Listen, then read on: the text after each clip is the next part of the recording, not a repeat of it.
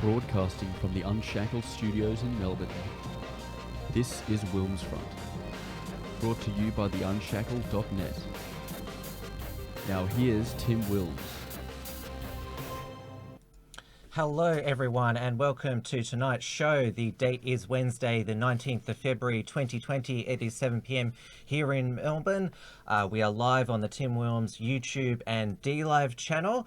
Entropy, of course, which I use on the Tim Wilms YouTube channel so you can ask questions and send through super chats. The enhanced software, it's had another software update which I don't know how to use, so no entropy tonight, so just make yourselves known in the live chat, either on YouTube or on DLive. I see a few people there, and if you want to ask a question, just put it in the comments here.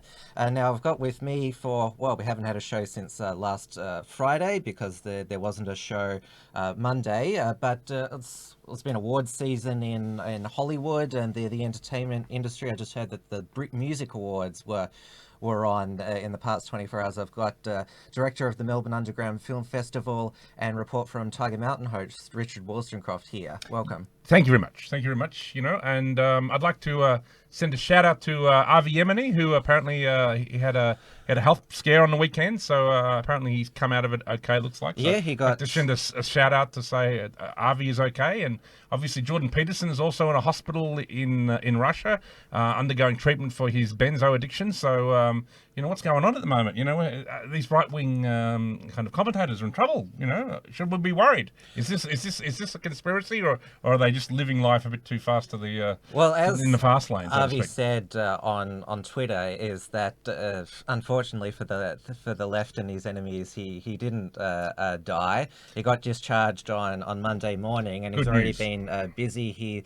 I remember he participated in Jim Jefferies' Comedy Central show where they interviewed him about his activism, but they aired a week after Christchurch about far right extremism in Australia, and mixed in Jim Jefferies' interview with Avi with footage of Sherman Burgess, which obviously, if you saw Sherman's videos when he did have a YouTube channel, they were obviously more extreme far right, to use the common term, than Avi's.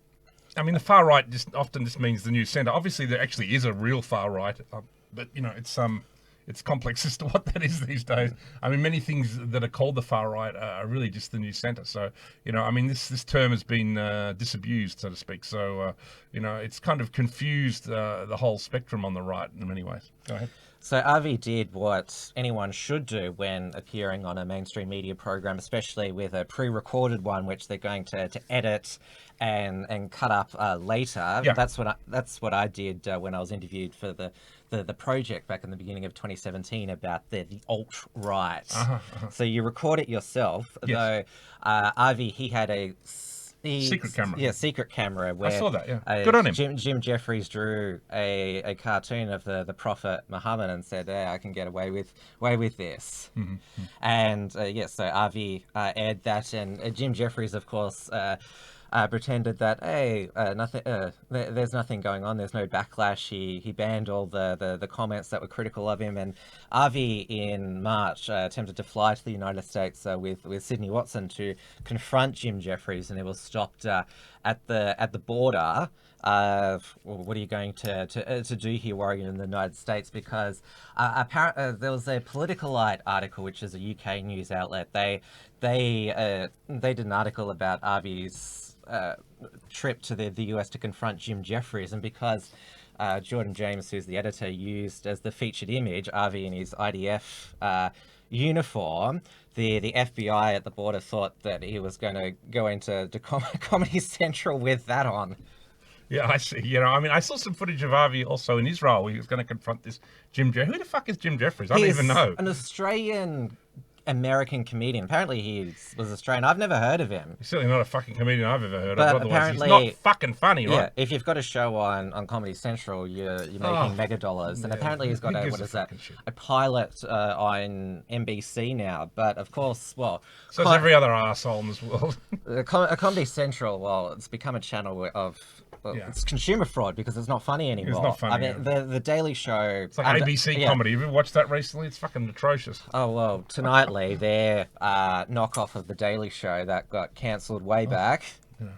That was hardly funny at all. But yeah, Jon Stewart, when he was host of the Daily Show, even though he was a lefty, he was somewhat funny. But Trevor Noah, Jon Stewart was funny sometimes. yeah, he is. Colbert used to be funny when he had that show where he was sitting up a right winger. What was the name of that show? Yeah, the Colbert Report. the Colbert That was really quite funny because it had levels, you know, like it was sort of like almost could indulge your kind of right wing fetishism or whatever, even for left wingers. But now he's hosting that Tonight Show, which is the David the Letterman. Late Show. Oh, it's taken atrocious. over It's from atrocious. David And Letterman. every 10 minutes, there's like some attack on Trump. Every show, there's a 10 minutes attack on Trump. Like, not just like once a week. Every single show he does it. It's like, I don't, and he's one of the ones rumored to have gone to Epstein Island. So we know why he's doing that. You know, it's not because he wants to. Well, Trevor Noah, the new host of the Daily Show, and I throw in, he's a former Daily Show correspondent, John Oliver. John Oliver, yeah. Trevor Noah is South He's another African. John Oliver is British, and they've obviously come to host shows in the United States so they can earn lots of money, get lots of notoriety. But they use their shows, their alleged comedy shows, as a soapbox to say how horrible and unfair and bigoted the United States is, and how it's horrible under Trump, and they've all benefited from that. I should deport that John Oliver prick. Yeah, why doesn't John... Get him on the next fucking train, the next boat. Take up the advice that Piers Morgan did when he was hosting his Piers Morgan Tonight railing against the Second Amendment. Alex Jones told him to go back to England. He did, and it's the best thing Piers Morgan ever did. Best thing ever happened to him. So, John Oliver, you fuck should, off back to the UK. You should go back to England. Brexit wants you. Trevor Noah, go back to South Africa. Well, there you go. I'm glad you said that. But yes, going back to, the reason why I raised the Jim Jefferies thing, he attempted to confront Jim Jefferies in Israel at the end of last year, but of course, Jim Jefferies had all his handlers around him and made sure that there was no scene. So Avi's launched a defamation lawsuit in the Southern District Court of Manhattan in New York. Well, yes, I know, and you know, and until he had his recent health scare, you know, which I thought was suspicious when I first found out about it. I mean, I would have liked to have seen who gave him a drink, you know, and half an hour before that happened, you know. But anyway, who knows? You know, I mean, obviously he's been a very vocal figure on the new right, and also he's been controversial because, you know, he has got that Israel connection. I imagine he's controversial within the Jewish community as he is controversial within the... Well, there's a Jewish the new right community. Lobby group set up just to oppose him. It's called Jews Against Fascism, but basically it should be called Jews Against Avi because they're basically obsessed with him. Exactly. So, you know, it's scary, this stuff. And obviously the same thing with Jordan Peterson. It's very... I mean, I don't know... I mean, as far as I know, I don't know much about benzos, but it's some kind of downer. I don't know. Is it like OxyContin? Is it something like that? It's a narcotic. So, I mean, it's a downer. It's like smack. Yeah, it was. As William Burroughs would prescribed say, to him for that's junk, kid. Anxiety, and then the dose was increased when his wife had terminal cancer. Okay, I've known people who've had prescription medication problems. They don't end up in a fucking hospital in Russia. I mean, why? What? You know what I mean? It's like something more. You know, basically he is silenced, and Jordan Peterson, you know, even more than Avi, was just a major figure, you know, and he was like packing out 10,000, you know, stadiums, often full of left-wingers who decided to listen to somebody on the right, and they're coming out red-pilled. You know what I mean? He was a tremendous resource for the new right. We did a feature, retrospective feature on Jordan Peterson on last week's Uncockables with James Fox Higgins and David Hiscock. That was sort of more into Jordan Peterson than myself. I went to his first Melbourne show, and I went to the recent one. It was fantastic. I loved it. Went all over my head. I wasn't. Yeah, I wasn't really interested.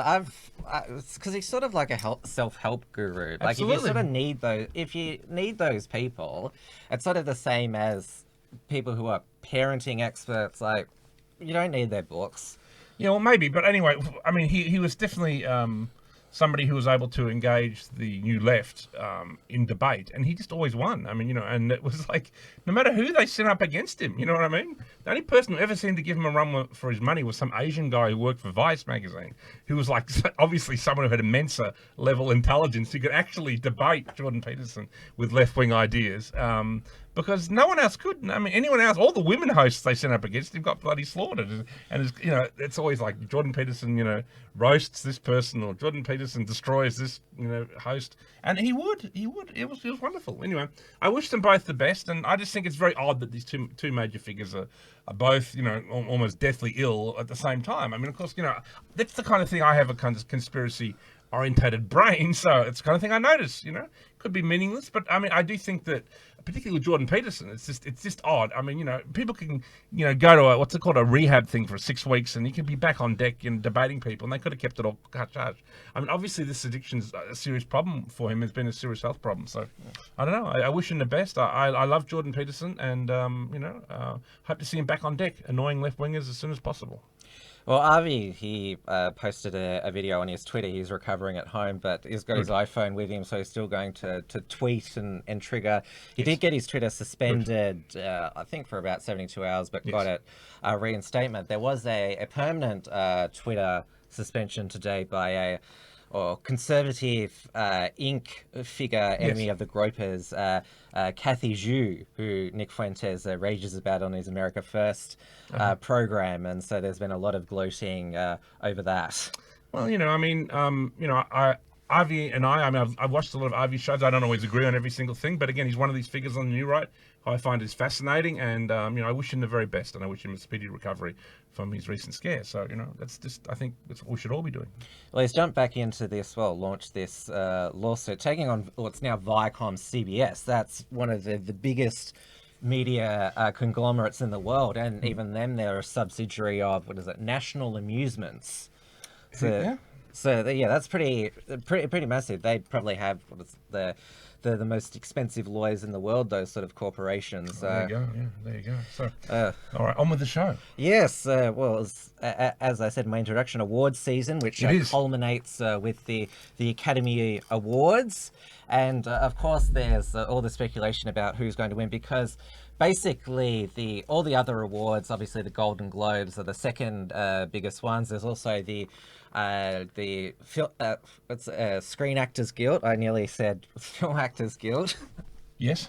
And what other? There's the People's Choice Awards. There's all these different awards, and so you sort of know. Golden Globes recently, obviously with Ricky Gervais, where he did a beautiful performance where he roasted everybody. That was great. But they just ignored his advice. And Michelle Williams got up and said, "I'd like to thank that I got an abortion." Hey, Blanchett get up and fucking bullshit. Russell Crowe as well, who wasn't there. Oh my God. Who read out the statement again? It was somebody else. I can't remember, but yeah, it was read on his behalf about climate change, and so they just completely ignored his advice.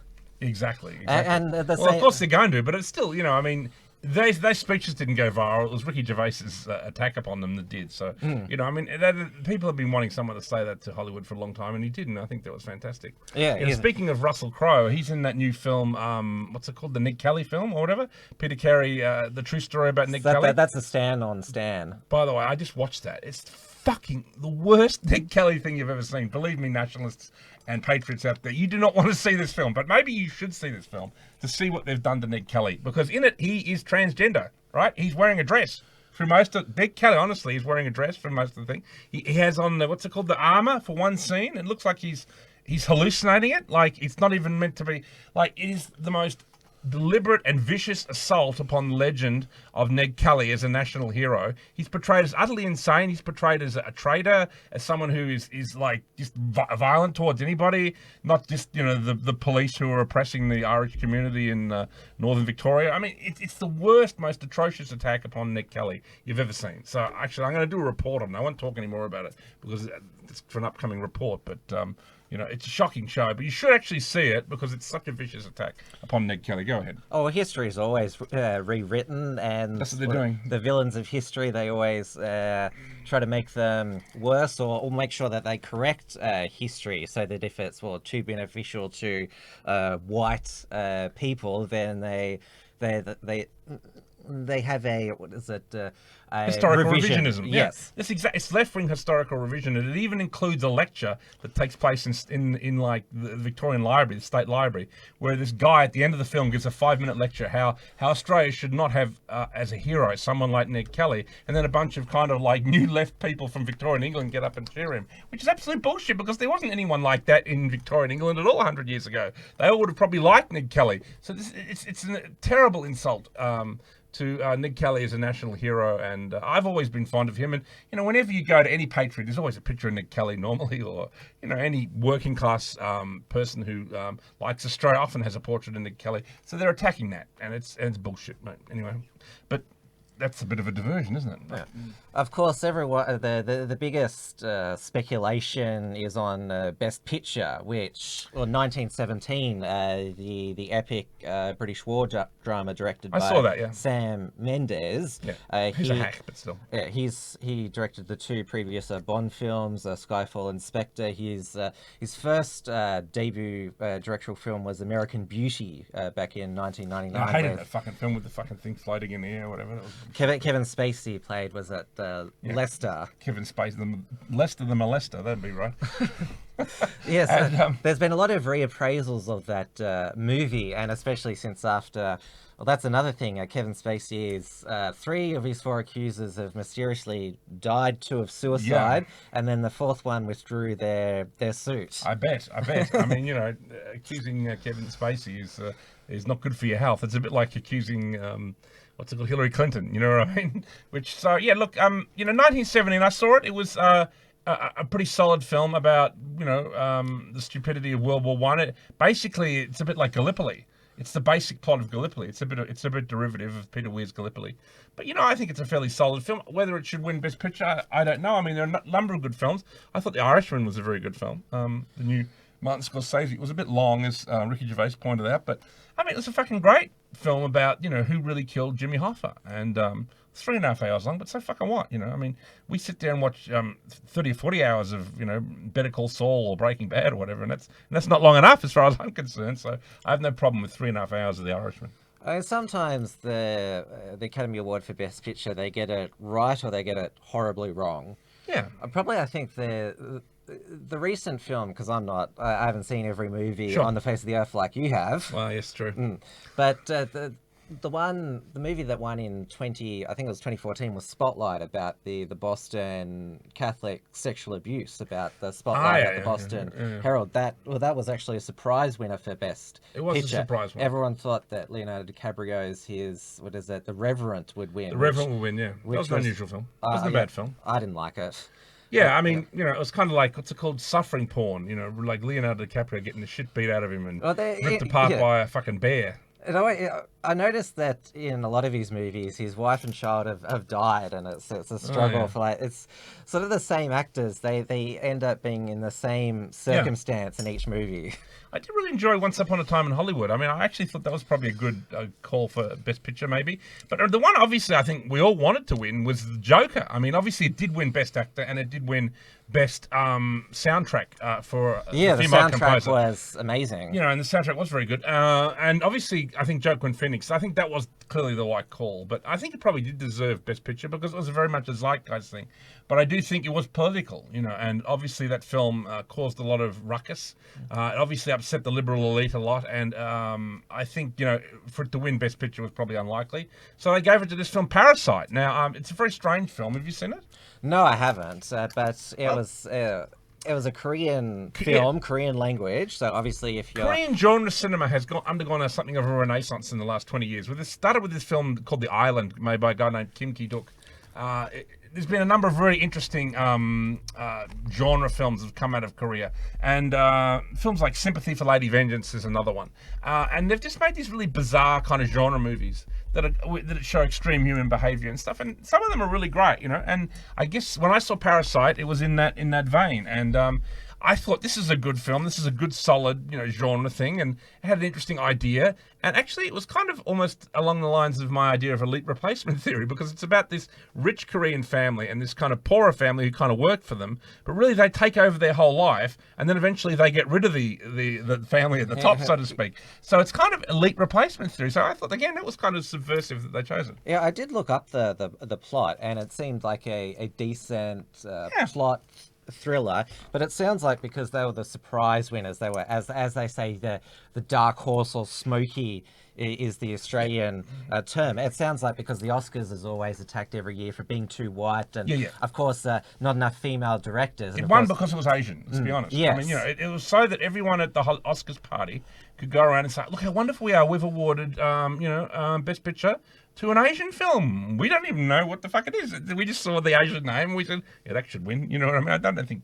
I imagine half the Academy ones didn't even fucker watch it, let's be honest. But it had an Asian name, and tick, tick, tick. That way at least we look good. Because that's what it's all about. They're interested in them looking good. It's all about their ego. It's all about their narcissistic supply. And this is what Hollywood is all about. Even though they've got friends like Harvey Weinstein, Jeffrey Epstein, you're not supposed to worry about that. You're just meant to say, oh, look, wasn't that nice? They gave a film, Best Picture to a film from Korea.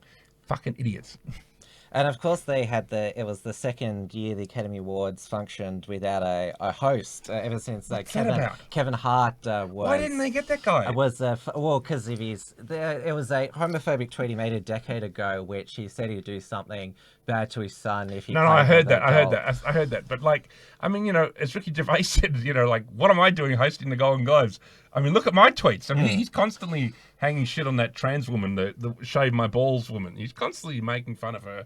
And he constantly, makes non-PC tweets. And God knows if you went back into the, the archive of Ricky Gervais's tweets, God knows what he's got there. It's probably something to offend everybody. So, it doesn't make sense why they wouldn't put this poor guy, and it was kind of racist in a weird kind of counterintuitive way, that they wouldn't, simply because this guy said one anti or possibly homophobic thing, joke really from 10 years ago, that he wasn't given the host. I mean, what African-American comedian has not made a joke like that? You know what I mean? Yeah. And they're notorious for being a bit anti-homophobic as a community anyway, the African-American community. So it just doesn't make sense. It's just everyone is living on eggshells. And what's funny, too, is their own politics of censorship and deplatforming. It comes after them. It comes after their own people. Yeah, and obviously Hollywood tries to be the most progressive and, of course, lecture the rest of us of how moral and better we need to be. But it's all projection, because they are the most immoral, degenerate, at the same time as they're making dozens of films with Harvey Weinstein, and they're flying on Jeffrey Epstein's plane off to the island. So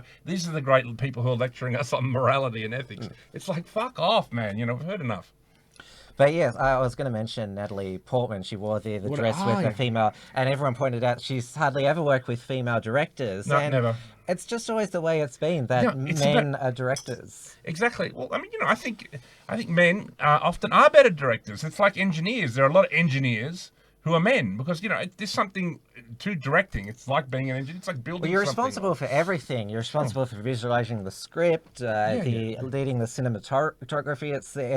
It's a really it's like being the CEO of a temporary corporation. A conductor of an orchestra. There's not many female conductors, and there's not many also female composers of classical music like Mozart and Wagner and like Beethoven. There are not many amazing classical musicians or classical composers who are women. It's not that they couldn't sit down and write it. I mean, there are some, of course, if you look into the archive, there are some, and there are some great female composers, same as there are some great female directors, but it just seems that there's something about it that suits men. Same with directing. I think it's just like that.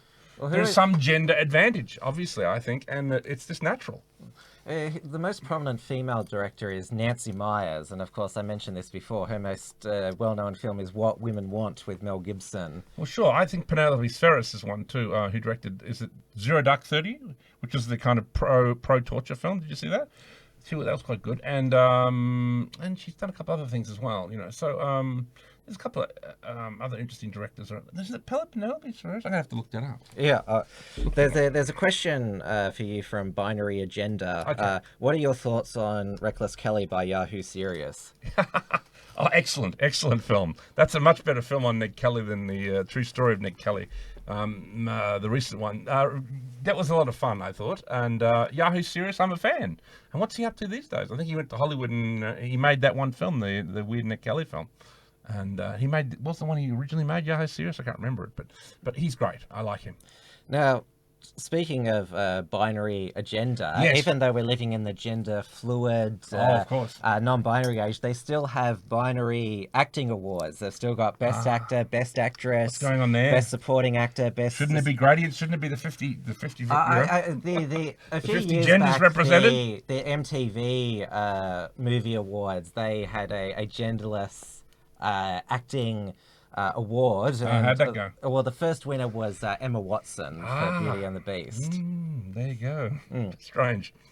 But the thing is, if you had genderless categories, then there's too many. Young Einstein, that's the film. Sorry. There'd be too many men winning it, too many women. Like with the separate gender categories, and of course, there's always going to be two actors who are going to win acting awards, and there's going to be two actresses who are going to win acting awards. But it's of course they will. If you were to speak to everyone in Hollywood, they would talk about the gender spectrum and they would talk about genders, all this. But of course, their awards is male and female, so it's all bullshit. Again, it's this agenda it's about signaling. It's not really about. It's not that they agree with it. They don't agree with it. They think it's male and female like everybody else. That's their honest thoughts.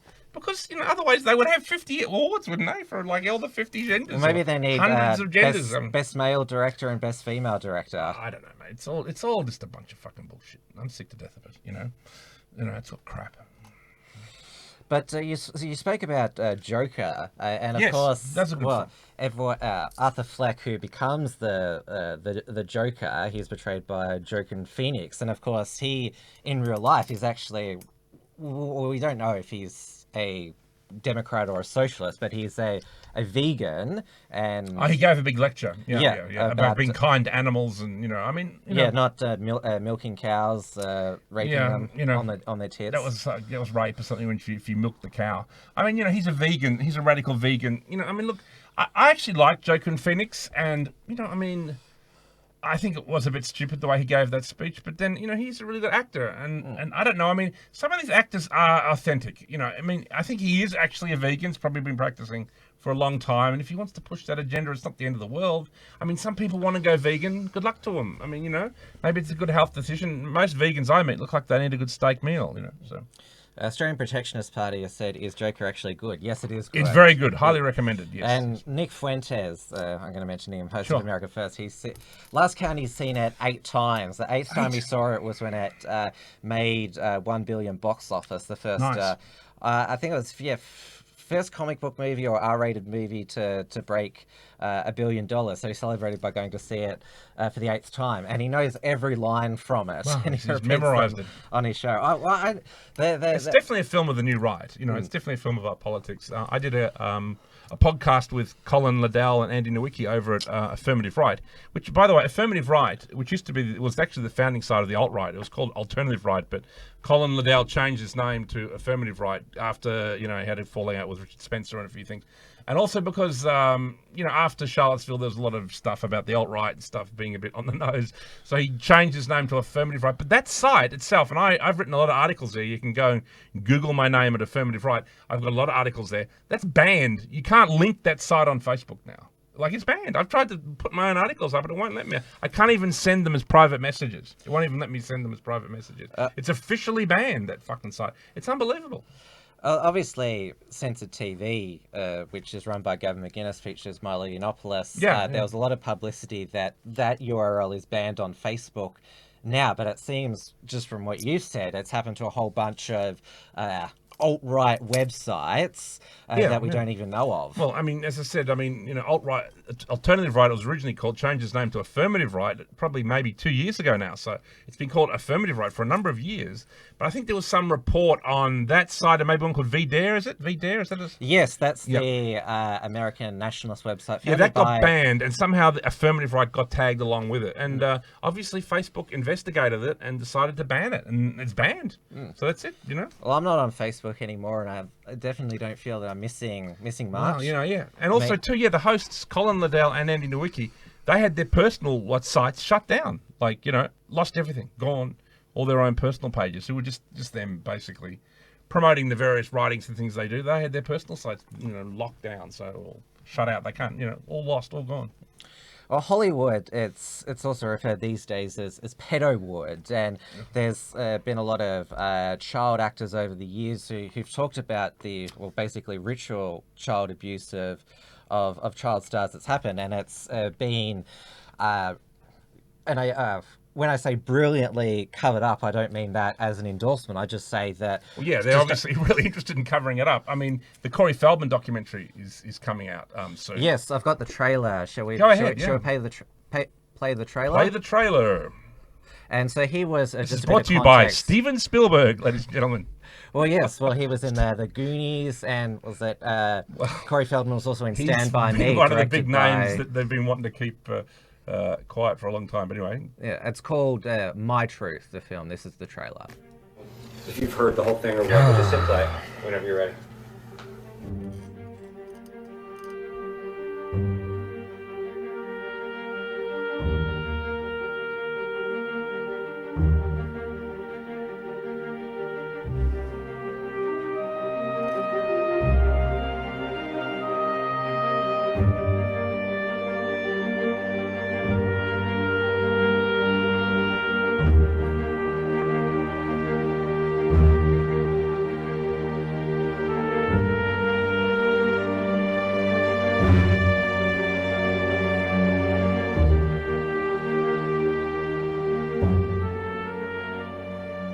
Tell me who raped Corey Haim.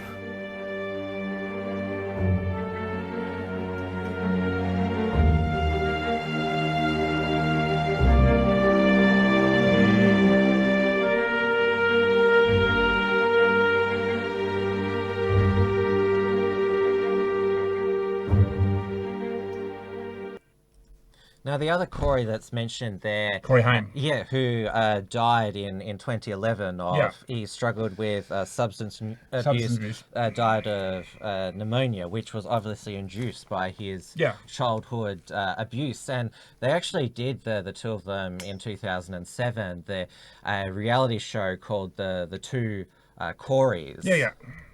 Which obviously it wasn't a real reality show because it didn't show their struggles with that child sexual abuse. But when I was researching Corey Feldman, it was interesting that when he was a child star, he was friends with Michael Jackson and came out in defense of him to say Michael Jackson is not a child molester. He never touched me. But Michael Jackson was the first. Well, it went throughout the whole 90s, and there was the trial in 2000, found not guilty.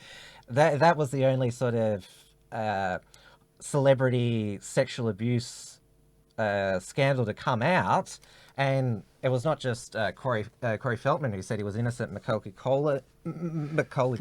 I think maybe in relation to Corey Feldman and Macaulay Culkin, Michael Jackson was innocent in the sense that, I think Michael Jackson.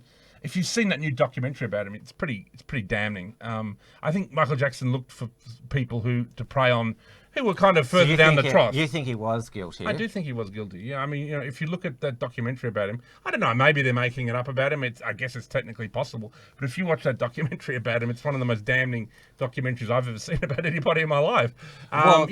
He's sleeping in the bed with young boys. I mean, that did happen. Over and over. Macaulay Culkin, he said, yes, I slept in the bed with Michael Jackson, but he never touched me. Yeah, look, maybe he was doing it to some, but not others. And if you he was weird and a freak. The question is, was he a pedophile? I don't know. I mean, you don't know. I mean, there is a possibility he was innocent, I suppose. He was found not guilty, and the boys that accused him, they weren't the famous ones. That's the point. You see, that's what I think. I think Michael Jackson, he would choose his victims, I believe, and that he would choose people who are not famous.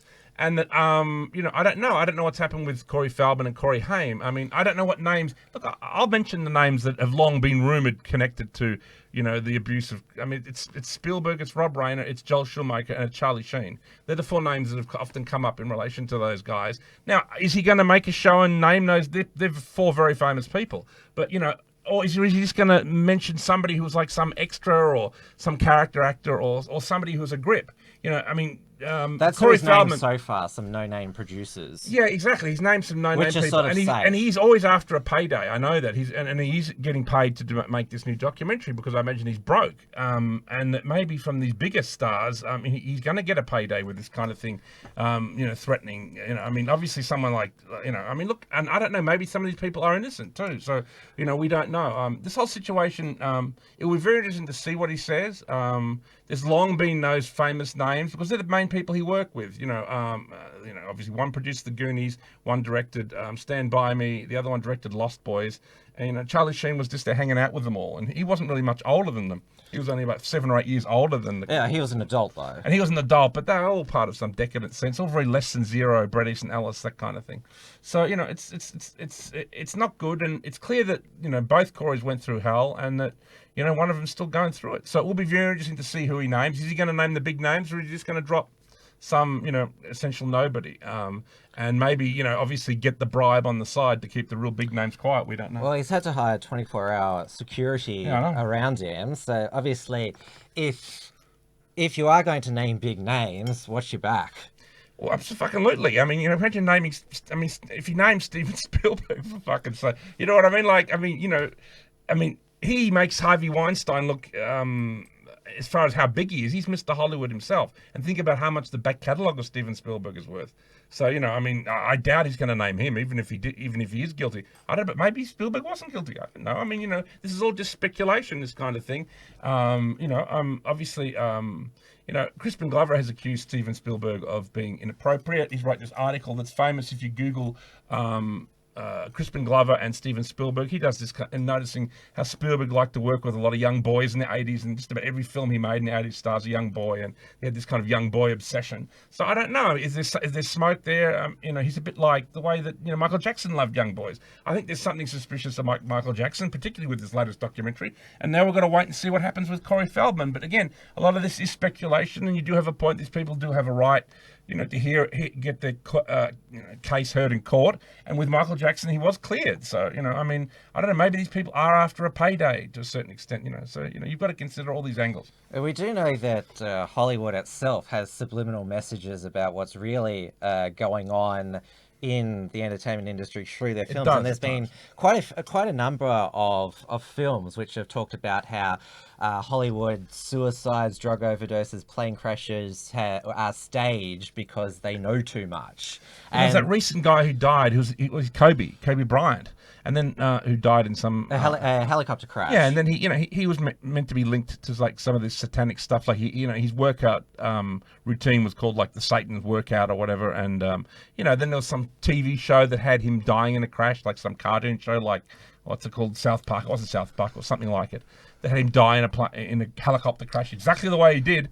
So there's a lot of weird stuff that goes on. Hollywood itself is a kind of nightmarish place, and one of the reasons I really love the author Bret Easton Ellis, because that's exactly how he portrays Hollywood. He portrays Hollywood as a kind of nightmarish place run by vampires, psychopathic vampires. I remember when I met Bret Easton Ellis, I asked him why did he put psychopathic vampire characters in his book, The Informers. I said, why is there supernatural characters? He says, they're not supernatural. He says, in Hollywood, there really are vampires. There are people who actually drink human blood. And they're just humans who believe that does them good. And they do it because they believe it makes them younger or whatever. And this is not fake. So, this is why it's so on the money. South Park, they did an episode about the new Indiana Jones film, which obviously Trey Parker and Matt Stone didn't like, and they portrayed that George Lucas and Steven Spielberg had raped Indiana Jones, and the boys are all scarred, and they get the police to arrest, and they walk in, and Steven Spielberg and George Lucas are raping a stormtrooper. Yeah, well, Lucas and Spielberg have long been rumoured to be dodgy. Obviously they're major figures, and I hate to think of George Lucas because I'm actually a big fan of the first 6 Star Wars films. Since he sold his name, basically he's sold to Disney, they've just been making crap with his creations. They have, and he was very angry when they made the first one, when Jar Jar Abrams made episode 7. He called it, he said, I sold Star Wars to white slavers. Now, what does that mean? What does he mean by white slavers? Well, he means something like Jeffrey Epstein. Because what is Jeffrey Epstein? He's a white slaver. He's somebody who is involved in white slavery. So, believe me, when Lucas makes a comment like that, he's fucking pissed off because he's saying the unsaid, the unsayable, what you're not supposed to say. white slavers run Hollywood, ladies and gentlemen. Ding, ding, ding, ding, ding. Well, someone who did get outed was Harvey Weinstein. Well, he did. We're rape talking about and, that book. Rape and Ronan- sexual assault trial is taking place in New York at the moment. And read the Ronan Farrow book, Catch and Kill. It's extraordinary, the level of cover-up and the level of complicity from other Jewish executives to try and keep this thing shut up, and also the fact that Weinstein employed the services of a company called Black Cube, which is a kind of ex-Mossad company to basically follow everyone involved in the case, to intimidate them, to threaten them. It's extraordinary. I've never read anything like it. It's like a spy thriller. It's off the charts. And of course, Weinstein's original lawyer was Alan Dershowitz, who was Jeffrey Epstein's original lawyer, who was Trump's lawyer during the impeachment trial. It's all weirdly connected, and it's very strange, I mean, I think one of the problems Trump would have is with all this stuff is that obviously there are many Democrats who are connected to all this dodginess, but there'll be some people within his own party, the GOP, who would be. So one of the problems Trump would have with taking down people like Epstein and even the rumored connection with John Podesta and Alefantis and the Pizzagate stuff is that it would be implicating people within his own party who are his allies. And at least 5 or 10 of them would be what's it called? Probably guilty of something like this. And, he would lose their votes. And that means they could impeach him. So, I imagine Trump has to, go easy on some of it because so many of the GOP might fall.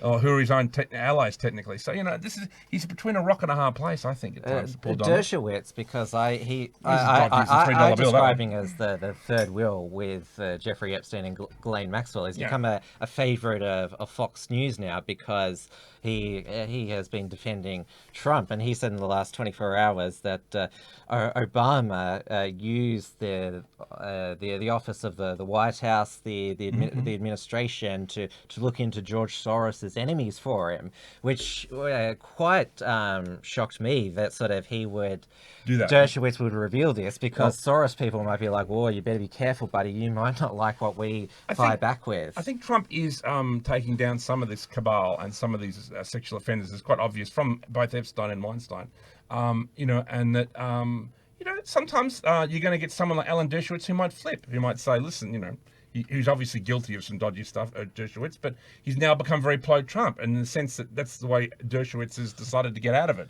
Saying, listen, mate, you've got me, but here, I'm going to work for you, and I'm going to expose things, and you won't appear anti-Semitic because I'm one of the major, lawyers for the Jewish community, so I'm going to get up there and I'm going to nail all this. So I mean, this is it's very interesting what Trump does, and I think you should even welcome it if you do get some globalists who are working as part of this who flip. You know what I mean? As a form of penance in a way, and then now very pro-Trump. I'd actually, let them get away with it, and as long as they're going to bring down a lot of other people, it's like witness.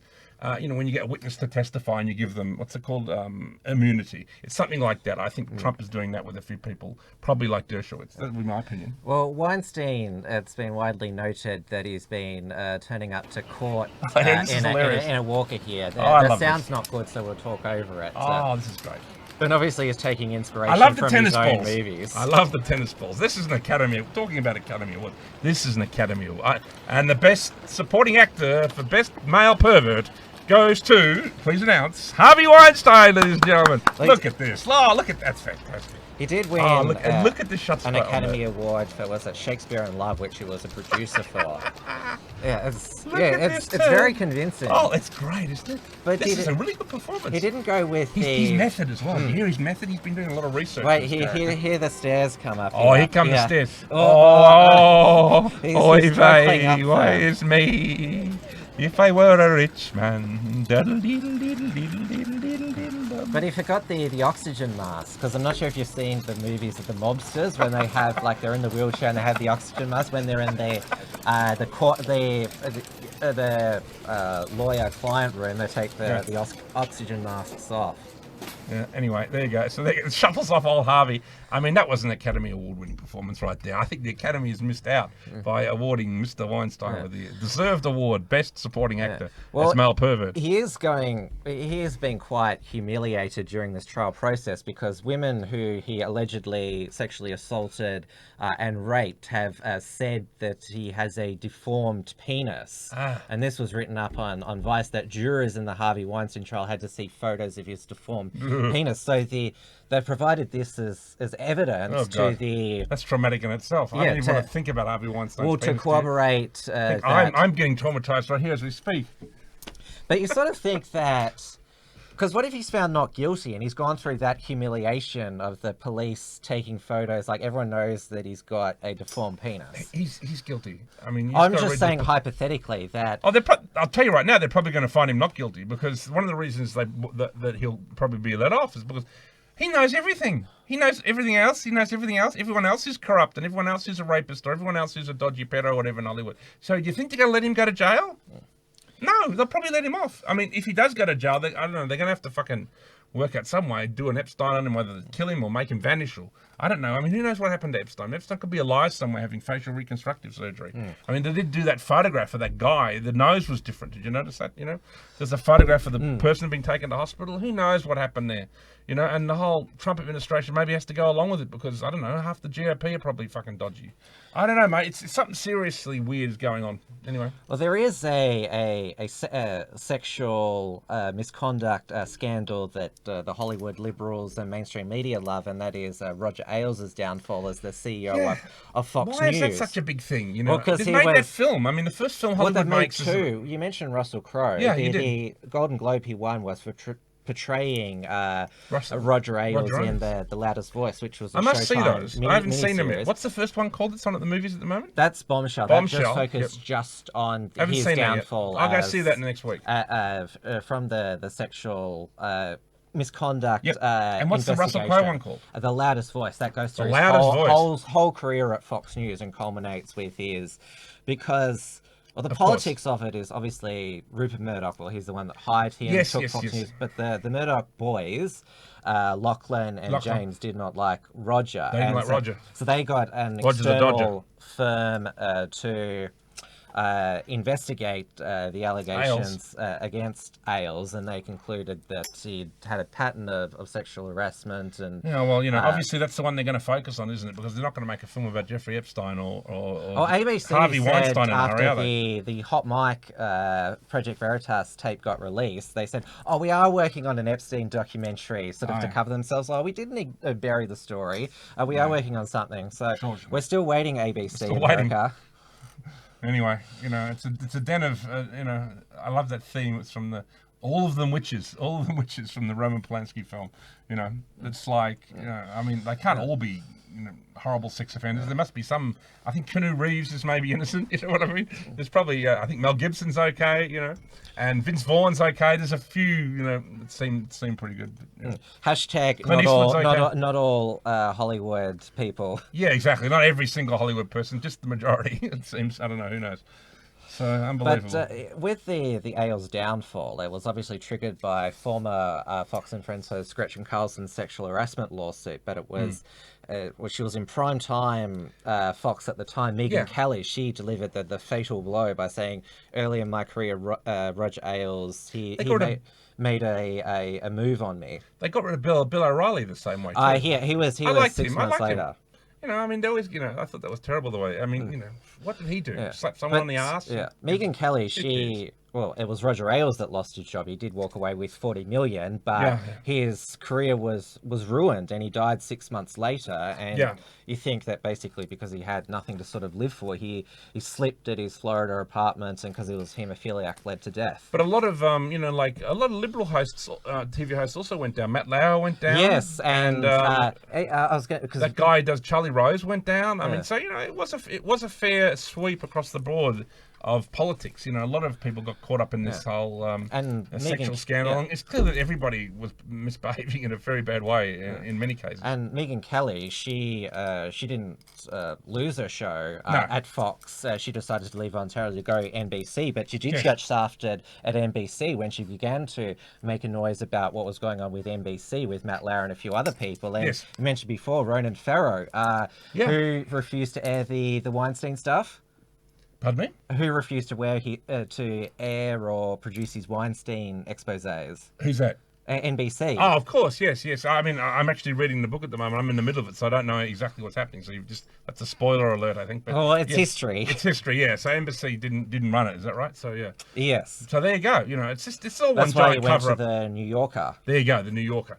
So you know, there we go. This is the Hollywood degenerate, section. Shall we move on to the election? Oh, we've still got a couple more. Okay. Jesse Smollett, 1 year since Jesse his fake hate crime, whether the two white people said, "Aren't you that F actor from Empire?" And what is that? They doused him in, what is it? White liquor or something, and said, "This is MAGA country." But I love that meme that's going around Facebook, which is like, he can make a story up so quickly that you should get a job at CNN, you know what I mean? Oh, that's fake news. I have to tell you that Babylon Bee article is fake news. You should not believe it. Oh, okay. Because, satire can be dangerous. Indeed.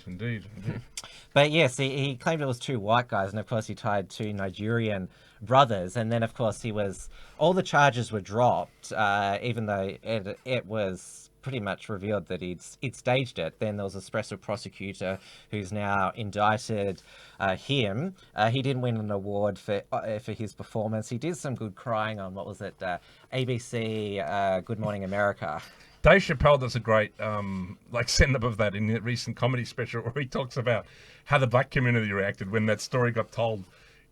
He said everyone in the black community was like, "This is bullshit." Like in the middle of Chicago at like 3 a.m. in the morning. Yeah, you get assaulted by. Yeah. And he goes, "You know why the African American community didn't say anything about that? Because we knew this was bullshit. Like we knew this brother was lying." Yeah. Why would white MAGA racists know the show Empire, which is a black show? Who the fuck would watch that show? Exactly. I didn't even know that who Jesse Smollett and Empire was until this happened. No. And Dave Chappelle was very funny. He said the black community knew instantly that they were lying, and just basically like, "All right, we're going to keep quiet about this because this brother is lying." And the other bit of major Hollywood news is, of course, the Amber Heard tapes, her domestic violence against Johnny Depp, and she seems to be true because they've got her on tape admitting it. Yeah, and of course, this is the great, there's an epidemic of women hitting men. And of course, men don't go to the police if they get hit in the head by their girlfriend. And that's what Amber Heard taunted him with. "Oh, you're not going to be believed because I'm a woman." Exactly. And the police just laughed. "Oh, you got hit by your girlfriend. Go home and cry, mate." I mean, it's an epidemic. It's been going on for years, all this kind of stuff. And at least, it's amazing Amber Heard hasn't been placed under arrest, though, because, Well, there's a petition to get her removed from the cast of Aquaman 2. Yeah. She's been cast for that, has she? Well, yeah, because she was in the original. Oh, that's right. Yeah. That was directed by James Wan, who was actually, his first film was played at the Melbourne Underground Film Festival. He's an Australian filmmaker. So there you go. Isn't that interesting? But My friend on Facebook. It has, as is always the case with Hollywood, I guess you could call this a scandal because it is scandalous that she got away with this, that it has highlighted to the rest of society women's domestic violence towards men, which is not reported because men, they're either too humiliated or not believed. Report it, or that it's just obviously men are stronger too. That we can be punched a little bit around by women and it not really hurt us physically as much as it would the reverse. So I think men have been copying it for years and copying it silently, and obviously Johnny Depp has been one of them. So obviously Amber Heard should get some form of chastisement for this. Have to wait and see what happens. So, election time, are we? Yes, look at the Democrats. Well, we've got Bloomberg. a celebrity billionaire has joined the race. Mike Bloomberg, the founder and president of billionaire, has joined, and they're saying, is he the Democrats' Trump? Yeah, well, somebody pointed out on Twitter, I can't remember, that Bloomberg is basically what the Liberals thought Trump was, because he's on record as saying that stop and frisk should deliberately only target black and Yep. Hispanics, that they Trump hasn't commit said more anything like that, crimes. yeah. Like, he's on tape in literally That is a racially shocker. profiling. That was basically because the centerpiece of his morality. Yeah. Because he was mayor of New York he was elected in 2001 as a Republican. Then, as time went by, he became an independent, and he served for 3 terms. New York City has two-term limits, but Bloomberg got it changed so he could run for a 3rd term. But now it's been changed back after he's Yes. back to 2 terms. So there was. Or you could say that it was changed. The rules were changed just for him, and well, the rules have been changed so he's in the next Democrat debate, because he did join late. He's not in the early primaries and caucuses. He's saving up for Super Tuesday. He spent $320 million on advertising, including Instagram influencers, to make these sort of cringeworthy fake interactions. He's got more money than God. I mean, definitely, so he's loaded. I mean, obviously, Bernie was the reason Bloomberg, I think, has come into it, because Bernie was actually, again, like he did in 2016, Bernie was really gaining ground. He should win. He should win the nomination fair and square. Bernie should have won in 2016, but he was cheated by Hillary Clinton and Debbie Wasserman Schultz, who got the sack for basically cheating Bernie out of the nomination. And she got the sack. He stood up at the convention like a beta cuck and said, "We should all vote for Secretary Clinton," even when his own supporters were booing him. No, exactly. I mean, because he's scared. He knows what Hillary's about. He knows. Hillary would have just gone to him and gone, "That's enough now." And someone's going to do the same thing. Unfortunately, Bernie doesn't have the balls of a Trump, and he also doesn't have the pull. He doesn't have the. He can't tell people like Hillary Clinton and Bloomberg to go fuck themselves. So Bloomberg is going to steal the nomination if he wants it. No, obviously he wants it. But the Bernie bros, they're not going to... The Bernie bros aren't happy. No, they're not going to be fooled and taken for a ride twice. I have a couple of Bernie bros. I won't mention who they are, but they're on my Facebook page, and I'm quite tolerant of their politics, and they're tolerant of mine. And they've all said that if Bernie gets fucked and Bloomberg is the nomination, they're voting for Trump. That's literally what they've said, because he's way more of a socialist than Michael Bloomberg. So there you go. So basically, if they run Bloomberg, think about this. So Bloomberg's a good for the new right. They're going to vote Trump. The Bernie bros are a big, voting. They're a big part of the left, So, we could have a lot of left-wingers voting for Mr. Trump. This could be a Trump landslide. Because he is everything Bloomberg that the left should hate. And Exactly. already the other Democratic candidates have gone after him because, as I said, he spent $320 million. He's trying to buy the election. He's basically the Mr. Burns of this president. There's that famous, and who's the other guy? Famous Simpsons episode where Mr. Burns tries to buy the Springfield Film Festival and then tries to buy the Academy Awards. And, of course, have you seen how tiny Trump calls him Mini Mike? Mini Mike, yeah, exactly. So you can sort of think, like, because Mr. Burns, like, I'm going to give you the thrashing of a lifetime. Because this photo has surfaced online. We were talking about Epstein and Maxwell before. This is Bloomberg with Ghislaine Maxwell. And look. Setting up a date. Yeah, most men are taller than women. And so look at how small he is compared to those 2 women. He's a little globalist weasel. Yeah. And setting up a date with Jeffrey Epstein's procurer, So, he's off to Epstein Island, I mean, look, I don't think he's got a chance, Bloomberg. I mean, he does have a lot of money, so he'll be some threat because he can spend a lot of money. But, I mean, who's going to vote for him? No one wants to vote for him. Take one look at him. He looks like Dracula. Yeah. He literally looks like Dracula. And he's got the personality of a lizard. So, like, I don't think he's going to do very well. Well, he owns a TV network as well, Bloomberg, a global like financial news network. And they've said that... And Harvey Weinstein owned Miramax. Bloomberg, they're both scumbags. Yeah, Bloomberg News have said that they're not going to air any negative stories about him. Yeah. So he's basically got a propaganda network who can shill for him. And the Bloomberg empire, it's basically a finance empire. Of course. And so, obviously... Well, yeah, they don't like the idea of Bernie Sanders getting in, because Bernie Sanders is a legitimate socialist. He's going to tax the living shit out of someone like Bloomberg. So there's no way they're going to let him take the nomination. So I don't think Bernie's got a chance. The other person who's got a chance is that the big tech industry likes is Buttigieg or Buttigieg. Buttigieg. Edge. And of course, worked for a CIA-backed firm. He's been photographed, driving around with Mark Zuckerberg. He's the one that's been... college mates. I never interacted with him at college. Yeah, he's been sucking Mark Zuckerberg's dick. So there's a lot of mischief been going on there. So, he's the one that big tech and, Google and all those companies like. So, it's the 3 Bs. You've got Bernie, you got Bloomberg, and you got Buttigieg, or Buttigieg, or however you pronounce his name. As Trump said, it's unfucking pronounceable, and they're all hopeless in one way or another. So I think it's a Trump landslide is what we're looking at. So it's good all round. Well, Bernie is the only one who I think he's a legitimate yeah, candidate. he could take it to I Trump. actually feel sorry for Bernie, even though he's a communist. You know what I mean? I feel sorry for the cunt. And it was funny the way there's a great meme on Facebook where someone said that with the votes in Iowa, because he'd won Iowa and they were being given to Buttigieg or Buttigieg or whatever it is. Yeah. And it said, your votes are being redistributed, like, money is redistributed on the communism. And it had a picture of Bernie going.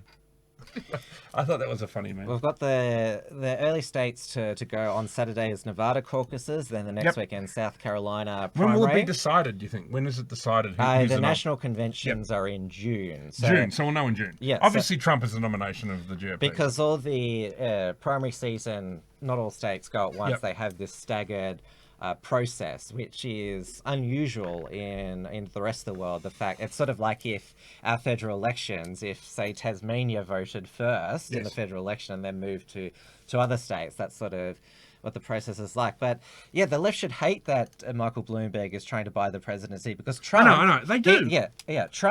Trump, he was a billionaire, but he hardly spent any of his own money. It was basically just his charisma and his straight talking, his unapologetic thing. It was his big personality that won it. And you got to remember with Trump may be a billionaire, but he's popular, and that he has huge audiences. There's no way Bloomberg's going to be having huge audiences. He's going to be less popular than Hillary Clinton. And there was even talk that he was going to have Hillary Clinton as his vice president, which would mean that Hillary. I would take out an insurance policy because your vice president stands behind you at all the press conferences. With a fucking knife. Mate. She's got she has the noose ready for you. She's got the noose ready. So I mean, if he chooses Hillary, well, that's a death sentence right there, mate. He deserves whatever he gets. Trump had his reality TV show, The Apprentice, which was incredibly popular. Yeah. Mike Bloomberg, he has his own TV network, but he's not a personality himself. He doesn't make appearances on there. I think that he really alienates.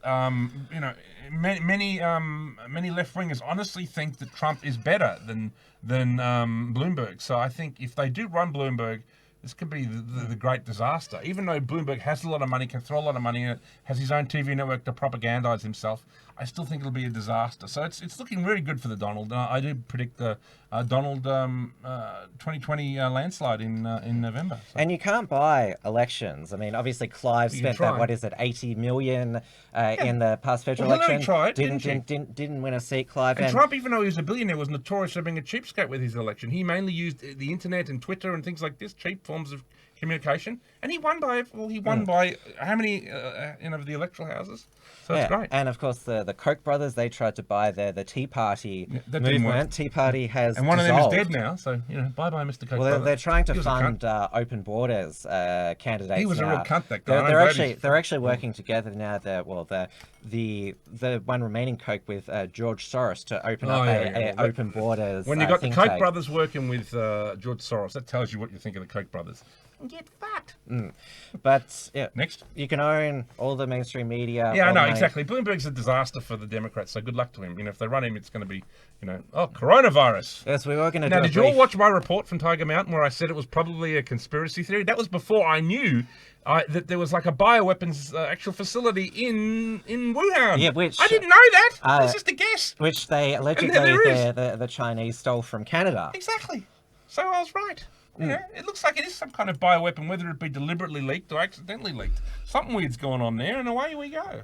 So what's the latest on the coronavirus, Mr. Wilms? 2,000 deaths now. 2,000? Only 2? But only 7. I've heard 80,000 unofficially. 7 outside of China. Well, what's this footage of people going around getting shot? Have you seen that on Facebook? Well, people getting shot in the street or something. Door to door. Some of that is fake. Some is fake. Yeah, but certainly the Chinese government is losing its grip on the flow of information, and there are Chinese people who are speaking out, and apparently it's more a common occurrence for local protests to take place in China, but obviously that doesn't get out to the outside world. There's rumours that they're taking some of the people from Hong Kong who were protesting, and they're bumping them off or putting them in Wuhan. Have you heard that rumour? Yes, but I've heard Steve Bannon has been actually producing some anti-Chinese stuff that, that is fake news.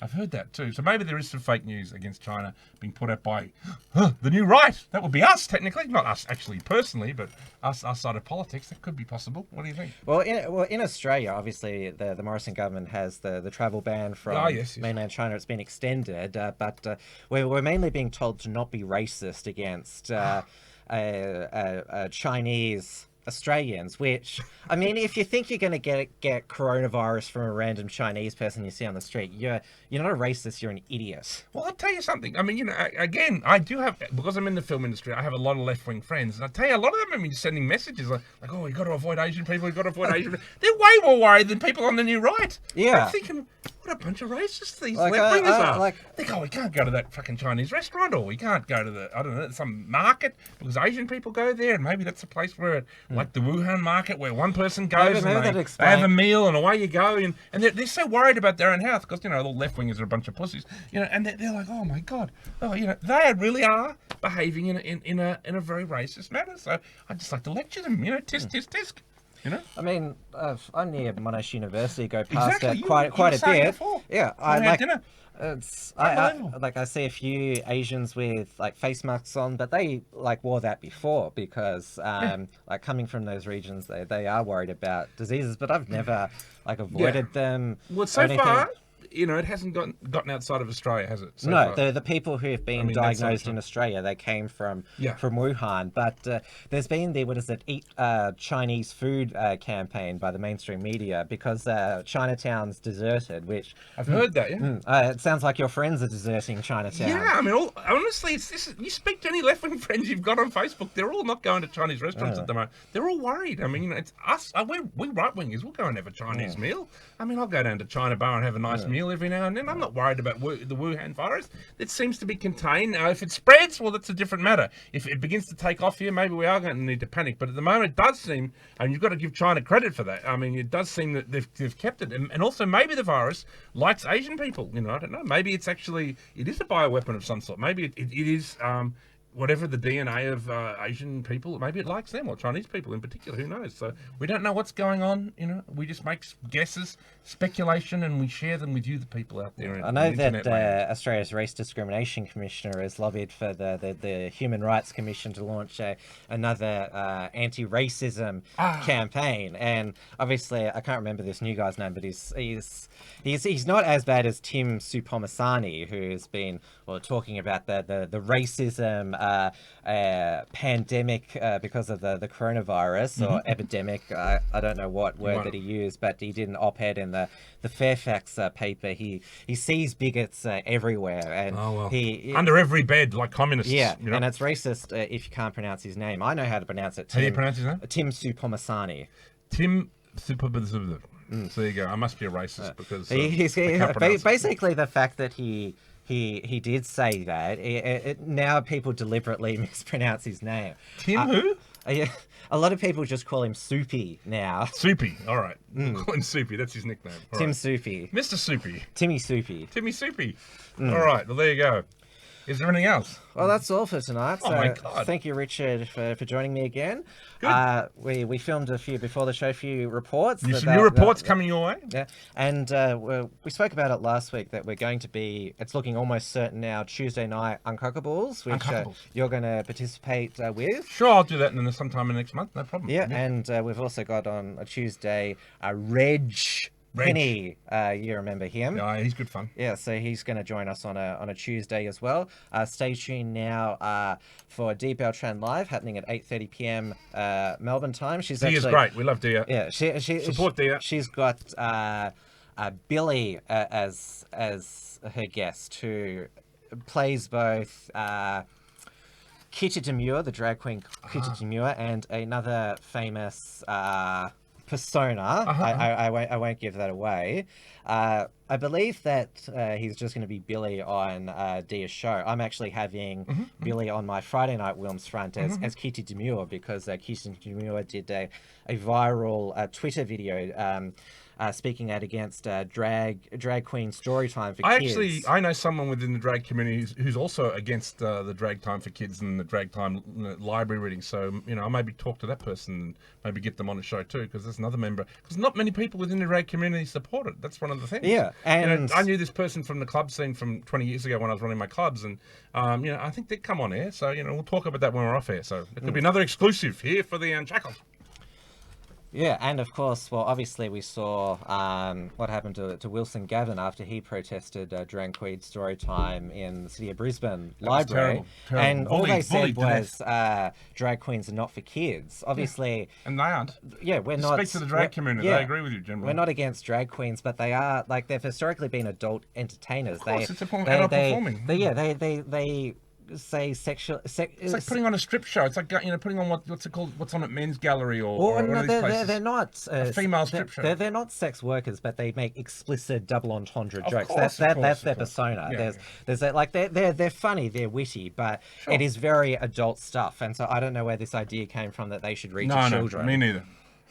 So there it is. Yep. So that'll be Friday's WilmsFront. Australian Protectionist Party has said, as the Uncockables move to Tuesday, we're actually going to do 2 shows now. We're going to do one on Tuesday nights and one on Thursday nights as well. So definitely tomorrow night, Thursday, 8:30 p.m. Melbourne time, on it's a YouTube and DLive channel. The Uncockables will be on place. There is now a permanent regular Thursday night crew with myself, David Hiscock in the studio, and James Fox Higgins, who does immediately after the Uncockables his James Fox Higgins show. So And look out for some new reports from Tiger Mountain. We recorded a few new ones today just before this show, so coming at you soon, ladies and gents. So, we're also launching a report from TigerMountain.com soon as well. yes, .com's coming, and hopefully podcasts as well. So it's all happening down here at the Unshackled. It's just we're so busy, busier than a lizard drinking, as the saying goes. And of course, we can't do this without your support, so please consider taking out an Unshackled membership at theunshackled.net/membership or donating at theunshackled.net/donate. Please check theunshackled.net on a regular basis.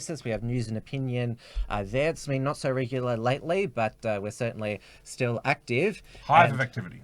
And I will see you all tomorrow night for Uncockables, and then tomorrow night for... I'm going to mess up at the end. So Thursday night, tomorrow night for Uncockables, and then Friday night for WilmsFront. I'm getting flustered like you do sometimes. All right, good night, everyone. Good night, everyone.